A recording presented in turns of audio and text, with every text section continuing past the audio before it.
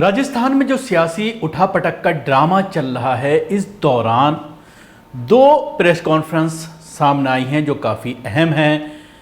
BJP के संबित पात्रा ने कुछ सवालात राजस्थान सरकार से, कांग्रेस सरकार से उठाए हैं और उन सवालात के बाद कांग्रेस की प्रेस कॉन्फ्रेंस हुई है जिसमें पवन खेड़ा ने उन सवाल के जवाब दिए हैं और उनको काउंटर करने की कोशिश की है।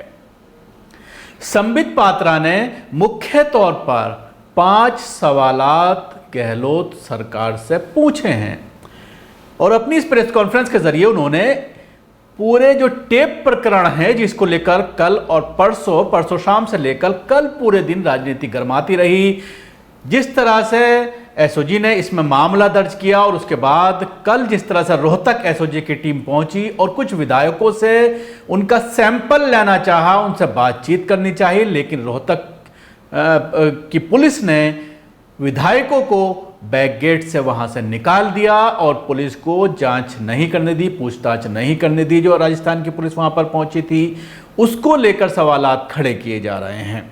जब सैंपल ही नहीं लिया जाएगा तो फिर ये कैसे स्पष्ट हो पाएगा कि जो टेप के अंदर जो ऑडियो है वो किसकी है, क्योंकि वो फॉरेंसिक लैब को भेजा जाएगा, उसके बाद टेप की पूरी से जांच होगी, क्या उसको एडिट किया गया है, क्या टेप के साथ खिलवाड़ किया गया है। ये कई चीज़ें ऐसी हैं जो सवालात इस पूरे टेप के प्रकरण के ऊपर खड़े कर रही हैं, लेकिन जब तक उसकी पूरी तरह से जांच नहीं होगी, निष्पक्ष जांच नहीं होगी, पुलिस अपनी कार्रवाई नहीं करेगी, सैंपल नहीं लेगी, किसी नतीजे तक नहीं पहुंचा जा सकता। संबित पात्रा ने जो 5 सवाल किए हैं वो मैं आपको पहले सुनाना चाहूंगा। इस वीडियो में आप संबित पात्रा के 5 सवाल सुनिए, उसके बाद हम इस पर दोबारा चर्चा करेंगे। हमें ये प्रश्नों के उत्तर तत्कालीन चाहिए। प्रथम, क्या फोन टेपिंग किया गया? क्या आधिकारिक रूप से फोन टेपिंग किया गया? दूसरा प्रश्न है, is it not a sensitive issue? Phone tapping अगर किया गया है, क्या यह एक संवेदनशील और एक कानूनी विषय नहीं है? Third, assuming that you have taped phones, the question is, प्रश्न है कि was the standard operating procedure followed? जो फोन टेपिंग होता है उसके लिए एक स्टैंडर्ड ऑपरेटिंग प्रोसीजर होता है, वो प्रोसीजर मैं लेके आया हूं, ये प्रोसीजर से आपको अवगत भी कराऊंगा। क्या ये स्टैंडर्ड ऑपरेटिंग प्रोसीजर इसको कांग्रेस की सरकार ने फॉलो किया? ये केवल भारतीय जनता पार्टी नहीं, ये भारत की जनता जानना चाहती है कि उनकी प्राइवेसी खतरे में है क्या। ये राजस्थान की जनता जानना चाहती है कि उनकी प्राइवेसी खतरे में है क्या। चौथा विषय, क्या राजस्थान की कांग्रेस सरकार ने अपने आप को विपरीत परिस्थिति में पा करके येन केन प्रकारेण अपने सरकार को बचाने के लिए गैर संवैधानिक उपायों का इस्तेमाल किया? पांचवा विषय, क्या राजस्थान में प्रत्येक व्यक्ति जिसका कोई भी सरोकार राजनीति से है, चाहे वो किसी भी दल का या गुट का हो, उसका फोन टेप किया जा रहा है क्या? तो इस सारे सवाल आपने देखा होगा, जो 5 के 5 सवाल हैं ये टेप प्रकरण से लेकर हैं और उन्होंने दुहाई दी है कि आम जनता की स्वतंत्रता, जो आम जनता की जो आज़ादी है उसको कहीं ना कहीं इससे घात लगी है, इससे नुकसान पहुंचा है, क्योंकि टेप करना उसका एक नियम है, उसके एक दिशा निर्देश हैं। सुप्रीम कोर्ट के जरिए दिशा निर्देश तय किए गए थे जब पीछे प्रकरण, कई टेप प्रकरण सामने आए थे कि किस तरह से टेप किसी का किया जा सकता है, बातचीत को उसको पूरी तरह से पालन करना है कि क्या जब रिकॉर्डिंग की गई तो क्या उन नॉर्म्स का पालन किया गया, ये सवाल किया जा रहा है। उसके बाद कानून की दुहाई दी जा रही है, लेकिन एक बड़ी चर्चा होगी कि क्या बीजेपी ने कब कहां पर टेप कराया। लेकिन सवाल ये खड़ा होता है कि आप अगर कोई टेप कर रहा है आपके नेता की और वो एक्सपोज हो रहे हैं, उसमें एक केंद्रीय मंत्री का नाम सामने आ रहा है, एक विधायक का कांग्रेस के सामने आ रहा है, तो क्या वाकई में हॉर्स ट्रेडिंग राजस्थान में चल रही थी और आप इसलिए बौखला गए हैं क्योंकि गहलोत सरकार इसमें एफआईआर दर्ज करके पूरे मामले की जांच कर रही है।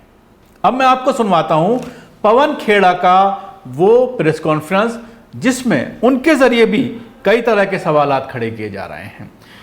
उससे पहले मैं आपसे कहना चाहूँगा, एक दरख्वास्त करना चाहूँगा कि आप हमारे चैनल को, अगर आपने अभी तक सब्सक्राइब नहीं किया है तो हमारे चैनल को सब्सक्राइब करें और जो बेल आइकन होता है उसको ज़रूर दबाएं ताकि जब भी हम नया वीडियो अपलोड करें तो वो आप तक पहुंच जाएं। उसके साथ ही आर्थिक तौर पर न्यूज़ मैक्स को मदद की ज़रूरत है, उसके लिए ऑप्शन दिए हुए हैं, चैनल पर ज्वाइन कर सकते हैं और उसके अलावा 3 ऑप्शन और हैं, उसके ज़रिए आप हमारी मदद कर सकते हैं। तो आइए वापस लौटते हैं अपनी चर्चा पर, जिसमें हम ये बात कर रहे थे कि इस प्रकरण को लेकर जिस तरह से कांग्रेस और बीजेपी आमने सामने है और नेताओं के इसको पूरे लेकर के बयान आ रहे हैं। पवन खेड़ा ने सवालात खड़े किए हैं। सुनिए, पवन खेड़ा ने अपने प्रेस कॉन्फ्रेंस में 2-2.5 मिनट का ये वीडियो है जो मैं आपको सुनवाना चाहूंगा, किस तरह से बीजेपी को घेरने की कोशिश की है।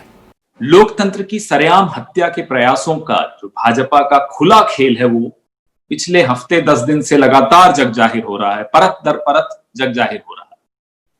आज भाजपा ने अपनी प्रेस वार्ता में स्वीकार कर लिया कि खरीद फरोख्त तो हुई, लोकतंत्र की हत्या भी हुई, संविधान को कुचला भी गया, रौंदा भी गया।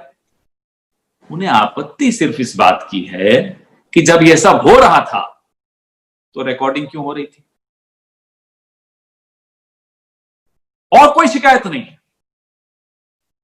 सिर्फ इस बात की शिकायत है कि रिकॉर्डिंग क्यों हो रही थी, क्या रिकॉर्डिंग कानूनी थी। यानी कि चोर मान रहा है कि उसने चोरी की, वह सिर्फ यह जानना चाहता है कि जब वो चोरी कर रहा था तो जो कैमरे लगे थे क्या वो कानूनी रूप से लगे थे। यह तो अजीब सी बात हुई कि हत्या का आरोपी ये कहे कि जब वो हत्या कर रहा था, जिस गवाह ने उसे हत्या करते हुए देखा और पुलिस को सूचित किया, क्या वो गवाह हत्यारे की निजता को भंग तो नहीं कर रहा था। ये बात सुनने में बड़ी रोचक भी लगी। आज जब सुबह हमने सुना अपनी प्रेस वार्ता में भारतीय जनता पार्टी ने राष्ट्र के सामने आकर मान लिया कि हां चोरी हुई, लेकिन रिकॉर्डिंग क्यों हुई। यह भी स्पष्ट हो गया है साथियों कि चोर डरा भी हुआ है और उसके डर के कारण बड़े जायज हैं। चोर को यह पता है कि इस प्रकरण में न केवल एक केंद्रीय मंत्री बल्कि उस मंत्री के ऊपर के कई कई बड़े नेता फंसने वाले हैं, और यह डर चोर से इस तरह की गलतियां करवा देता है जो आज आपके सामने भारतीय जनता पार्टी ने की। शुक्रवार रात और शनिवार सुबह भाजपा को बेनकाब करते हुए कुछ तथाकथित ऑडियो टेप हम सबके सामने आए, आप सबके सामने आए। तत्पश्चात कुछ लोगों के विरुद्ध मुकदमा भी दर्ज हुआ।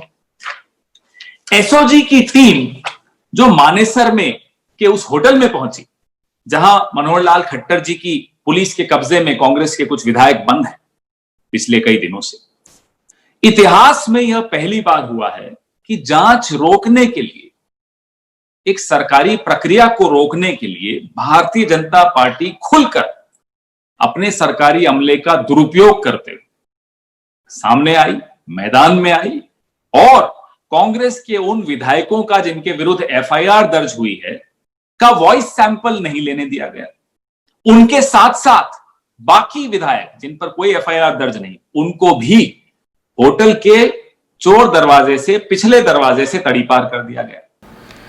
तो पवन खेड़ा खास तौर पर यह कह रहे हैं कि बीजेपी बौखला गई है, और जिस तरह से वो ये कह रहे हैं कि चोरी भी और ऊपर से सीना जोरी, यानी बीजेपी चोरी भी कर रही है, सरकार गिराने के लिए खरीद फरोख्त कर रही है। जब उनकी चोरी पकड़ी जा रही है तो अब वो सीना जोरी पर उतर आई है और वो सीबीआई से जांच की बात कर रही है, उस सीबीआई की जांच से जिसके बारे में बार बार ये सामने आ चुका है कि वो सरकारी तोता है और केंद्र सरकार के निशाने पर, केंद्र सरकार के कहने पर काम करती हैं जो केंद्रीय एजेंसियां हैं। जिस तरह से अभी जब ये पूरा मामला सामने आया, कांग्रेस के कुछ लीडर जो अशोक गहलोत के बहुत करीबी थे, उनके घरों पर आईटी का छापा मारा गया। बहुत बड़ी तादाद में ये बताया गया कि उनके घर से पैसा और जेवरात मिले हैं, नकदी और जेवरात मिले हैं। उनको नोटिस दिया गया है आईटी के जरिए कि वो इसका जवाब दें, ये पैसा और जेवरात उनके पास कहाँ से आए, ये संपत्तियाँ उनके पास कहाँ से आई। तो पूरा इस्तेमाल किया जाता है केंद्रीय एजेंसियों का, चाहे वो सीबीआई की हम बात करें, चाहे हम आईटी की बात करें, या और जो एजेंसियां हैं, ईडी की बात करें, केंद्रीय एजेंसियां, इन सब का इस्तेमाल हमेशा समय समय पर ख़ास तौर से बीजेपी सरकार के ज़रिए किया जाता रहा है। अब आखिर में मैं आपको एक और महत्वपूर्ण चीज़ आपको बताना चाहूँगा। जिस तरह से वसुंधरा राजे के एक करीबी एमएलए हैं कैलाश मेघवाल, इनके ज़रिए एक बयान सामने आया है, वो पूरा बयान मैं आपको पढ़कर सुनाना चाहूँगा। उन्होंने चुनी हुई सरकार को खरीद फरोख्त कर गिराने की साजिश करना बताया है। बीजेपी चाल चरित और नैतिकता वाली पार्टी है, ऐसे में हॉर्स ट्रेडिंग के जरिए सरकार गिराने की हो रही साजिश को मैं सही नहीं मानता हूं। कैलाश मेघवाल बीजेपी के वरिष्ठ विधायक हैं और राजस्थान में मौजूदा सियासी उठापटक में पूर्व सीएम वसुंधरा राजे के साथ हैं। उन्होंने इस बारे में एक खत भी लिखा है। इसमें कहा है कि जिस प्रकार का माहौल सरकार गिराने को लेकर पिछले 2 महीने में बना है, हॉर्स ट्रेडिंग हो रही है, आरोप प्रत्यारोप लग रहे हैं, वो बहुत ही दुर्भाग्यपूर्ण हैं। आप अंदाजा लगा सकते हैं कि इस पूरे मामले में जिस तरह से वसुंधरा राजे सिंधिया पूरी तरह से खामोश हैं, क्योंकि ये कहा जा रहा है कि वसुंधरा राजे अपने स्टेट में, जहाँ की वो 2 बार मुख्यमंत्री रही हैं, वहाँ पर वो ये नहीं चाहती कि कोई और बीजेपी के जरिए वहाँ पर मुख्यमंत्री बनाया जाए। इसलिए वो इस पूरी साजिश का फ़ायदा उठाते हुए कहीं ना कहीं बैकडोर से कांग्रेस को फ़ायदा पहुंचाने के लिए, कांग्रेस का साथ देने के लिए खड़ी नज़र आ रही हैं। अभी कैलाश मेघवाल का जो बयान आया है, इसको लेकर अशोक गहलोत भी इस बयान को जो है कोट कर रहे हैं और कह रहे हैं कि जब बीजेपी के एमएलए खुद इस तरह के सवालात खड़े कर रहे हैं तो जाहिर सी बात है कुछ ना कुछ गड़बड़ ज़रूर है। शुक्रिया। आपको हमारा प्रोग्राम कैसा लगा ज़रूर बताएं। हमारे यूट्यूब चैनल को सब्सक्राइब करना ना भूलें।